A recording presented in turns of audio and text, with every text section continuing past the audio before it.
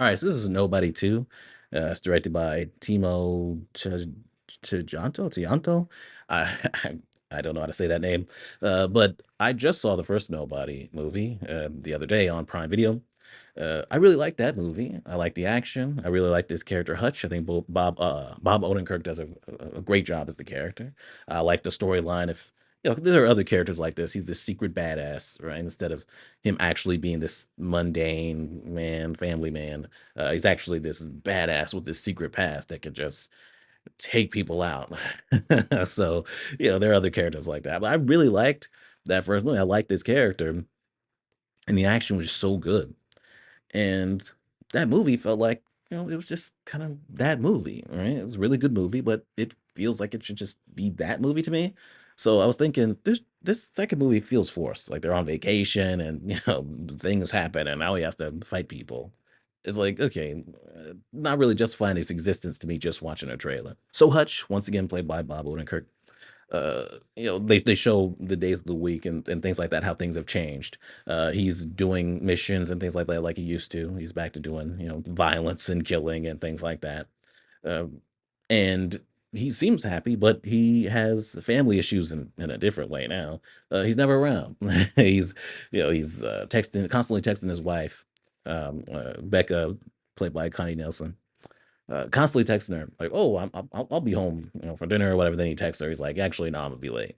Right. So he comes in when she's already asleep and things like that. They never see him. He's missing his son's games, things like that. So he's finally like, you know what? I'm gonna take a break from this and we're gonna go on vacation. I forgot what the place was called, Plummerville or whatever it was. But it's a place that he went to with his dad when he was a kid. So he's like, okay, I'm gonna take my family there. And we'll make our own memories, because I have memories from when I was a kid there. I want to share that with my family. So they go there. The son ends up getting into an issue with this other kid, who turns out to be the son of this like drug lord type character, the guy that like runs the town. Wyatt Martin, played by John Ortiz. And so obviously that's going to cause issues. So even though he's supposed to be on vacation and he promised his wife he spent time with them, uh, he keeps getting attacked, and there's constantly issues. All right, so just like I thought before seeing the movie, this movie feels forced. It doesn't feel like it really needs to exist. Based on the plot and things like that, it does feel like, okay, we just wanted to make a sequel. But I still really like Hutch. I still really like Bob Odenkirk in this role. Actually, I think everybody gives a good performance, other than RZA. RZA, I know you struggle with the lines and things like that, but uh, he still doesn't feel like an actual actor to me, right? And he's worse in this movie than he was in the first one. It's just RZA. It's just not working for me as him as an actor still. But everybody else is I think really good, and especially Bob Odenkirk as Hutch. I think he's uh, I still like this character, and he's believable as this family man that's actually this this guy that can just take people out with relative ease and things like that. That he can take out 4 or 5 dudes at once and things like that. It's believable, and that he would, not want to do it, but have this side of him that he just can't help but do it. I mean, the dude he's a psychopath, right? I mean, even when he's fighting these guys on a boat or he's fighting these other guys in these situations where he's clearly like he's acting like he's trying to de-escalate the situation. He just can't stop that side of him from just demolishing people. I mean, this guy is scary. Like people that start to, try to fight him, pull out guns, knives, and I'm always afraid for them because I know they're at the very least going to end up in the hospital, punching people's teeth out of their mouth and then flying on somebody else's face. And I mean, it is chaos, and he always ends up on top. Man, he's a badass like that. And he takes hits, and things like that. And he always, gets back up and beats the shit out of however many people he's fighting. There's a point where he walks into this building and you can't see what's going on at first.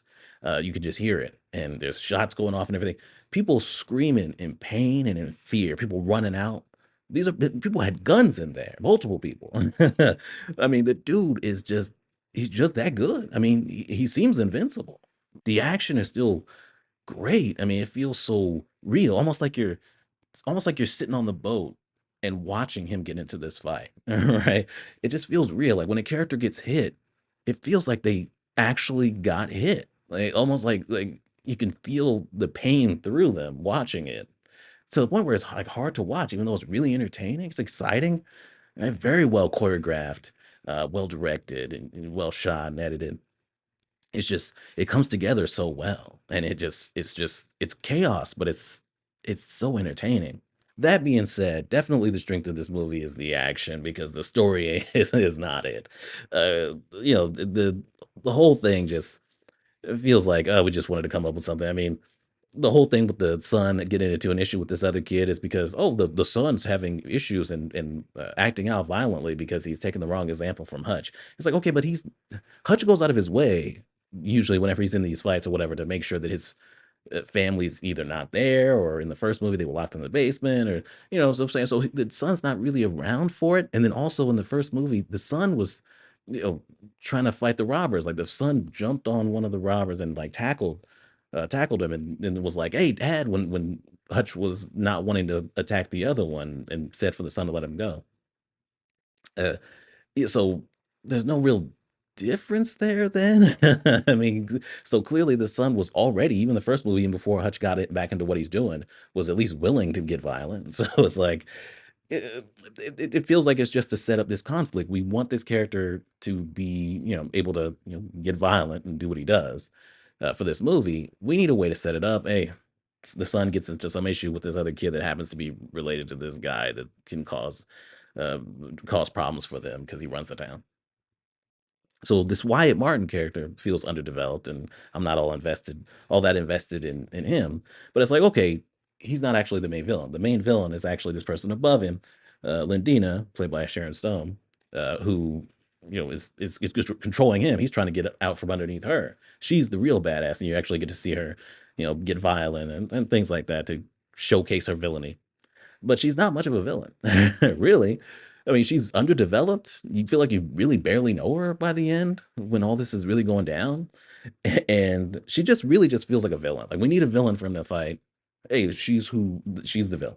Right? That's it. Just not much to her. You're not invested in taking her down. It's just like, hey, she's the villain. Whatever. There's a lot of repeated beats from that first movie, like, to a ridiculous degree. Like, it starts and ends in a similar way. There's, the point where he's fighting the guys in the boat. At one point, they throw him the out of the boat, and then he gets back on the boat and beats the shit out of him again. Very much felt like when he got thrown off that bus and then got back on the bus and were beating people up and was still beating people up in the first movie. There's a point where he burns some money. Obviously, that's gonna cause issues with the villain. I mean, it was to the point where I was like, okay, if you have to repeat beats from the first movie, story beats from the first movie, or certain moments from the first movie this much, it kind of feels like you're relying a little too much on how much people like the first movie rather than making this movie stand on its own.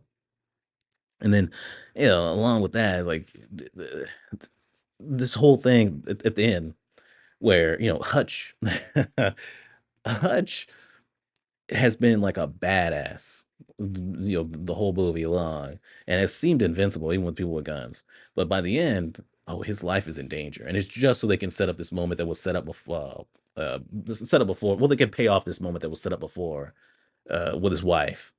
And it's like, when did that become a thing? Is that just here, just so that we could have this cheesy, not all that great moment at the end? It's nowhere near as good as the first movie. It feels like it just could have been the first movie. If this was what you had, other than seeing these, really fun action scenes, doesn't really justify, doing this. Like, it just doesn't. If the action wasn't so good, I would give this a rental. As is, I'll give it a good enough because there's enough good stuff in here.